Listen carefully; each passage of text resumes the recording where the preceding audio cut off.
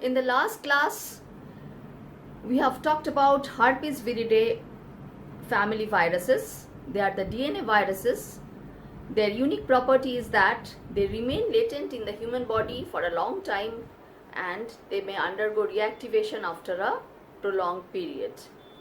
Today's topic of discussion will be Epstein-Barr virus and cytomegalovirus, two other members of this family which have got immense clinical importance. Cytomegalovirus. This is the largest virus in herpes viridae family. It is so named because it causes massive enlargement of infected host cells. CMV belongs to beta subfamily. Its dsDNA or double-stranded DNA is the largest among herpes viruses. Human cytomegalovirus does not infect animals. Similarly, a number of animal cytomegaloviruses exist which do not infect humans. There is also a cell type specificity. CMV infects kidney and salivary glands where it undergoes a state of latency.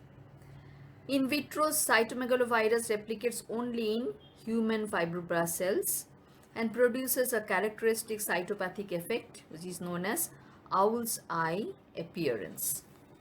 Cell to cell spread is there. It is almost always closely associated with the cells and the spread primarily cell to cell so that the very little virus may be cell free. Clinical manifestations of cytomegalovirus are of various types. It may be congenital, it may be perinatal, or it may be by other ways. It is the most common intrauterine infection associated with congenital defects. Cytomegalic inclusion disease develops in about 5% of the infected fetus. The remaining are, although asymptomatic at birth, 5 to 25% of them may develop significant psychomotor, hearing, ocular, or dental defects within 2 years. The congenital defects include, most common defects are petechiae, hepatosplenomegaly, and jaundice. Less common defects include microcephaly, cerebral calcifications, and intrauterine growth retardation.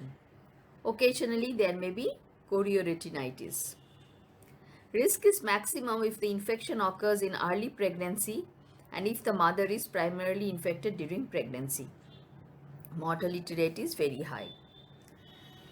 In case of perinatal cytomegalovirus infection, transmission to the newborns occurs during delivery or postnatally during breastfeeding.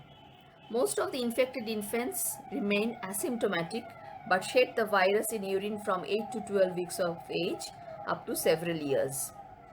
In healthy adults, CMV produces an infection following blood transfusion called mononucleosis-like syndrome. And in immunocompromised patients, like in AIDS patients, CMV may cause chorioretinitis, gastroenteritis, dementia, and other disseminated CMV infections. The most important thing is that organ transplant recipients. CMV is probably the most common viral infection that occurs in transplant recipients. Infection usually occurs between 1 and 4 months following transplantation. There may be bilateral interstitial pneumonia, febrile leukopenia, obliterative bronchiolitis, and graft atherosclerosis in heart transplants, and maybe there may be rejection of renal allografts.